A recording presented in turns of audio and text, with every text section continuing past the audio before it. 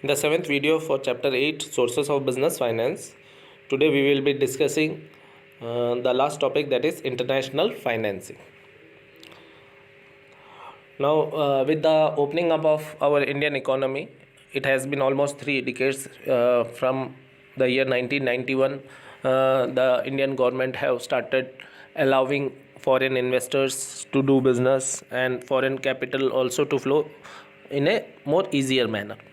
So, with the opening up of the economy, Indian companies have access to the global capital market. So, various international sources we will be discussing here. The first one is commercial bank. In USA, Europe, and now even in China, there are many commercial banks who are huge enough to fund businesses outside their own countries also. So Indian businesses are able to approach them and get the equity or the borrowed funds required to expand their businesses. And most of these banks are providing loans in foreign currency, which the Indian companies need. You can give the example of Standard Chartered Bank. Okay, Citibank is also a big group. Then HSBC is there. Okay, these banks are providing lot of capital or even the loan funds to borrowed funds to the Indian businesses. Then international agencies and development banks. A number of international agencies are there, like Asian Development Bank is there, World Bank is there. Okay, and even many countries have formed their own associations to provide loans to either economically weaker countries or to their neighbors and all. So number of international agencies and development banks have emerged over the years, and these bodies generally provide long term and medium term loans to economically weaker countries, okay, backward countries.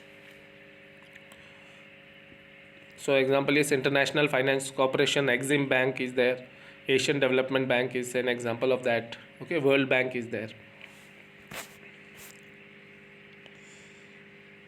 Then international capital market. This is nowadays having more popularity among the business community or businesses. Okay.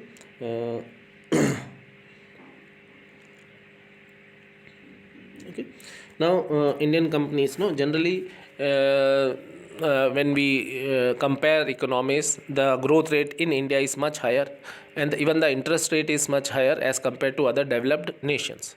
So most of those nations investors are willing to invest in our country through their own investment banks and advisors. Okay, so one of the instruments of global financing is global depository receipts. Now depositories are those institutions which help the individuals and firms to hold their investments in the form of shares in a dematerialized form, paperless form. Okay, records about them. So in case of global depository receipts, the local currency shares, that is in case of India, Indian shares are issued to these depository banks, and then these depository banks issues depository receipts to their investors. Okay, in either in US dollar or in their own currency. Okay, US dollar is a more popular international currency in which these global depository receipts are issued, and these GDRs can be easily negotiated and can be freely traded like any other shares and debentures. Then comes ADRs. These are similar to GDRs. That means the Indian companies are issuing their shares to a depository bank, and after that these depository banks are issuing their customers the depository receipts in denomination of American dollar or their own currency. So when the depository receipts are issued to Americans, okay, in America only, then it is known as American depository receipt. Then comes IDRs, okay, Indian depository receipts. Now India is also one of the biggest economies. Now lot of surplus income has been generated, people are ready to invest, so banks are also having lot of funds with them, and investors are also having funds with them. So if any foreign currency wants to raise capital in India, they can issue depository receipt, which is known as Indian depository receipt. Okay.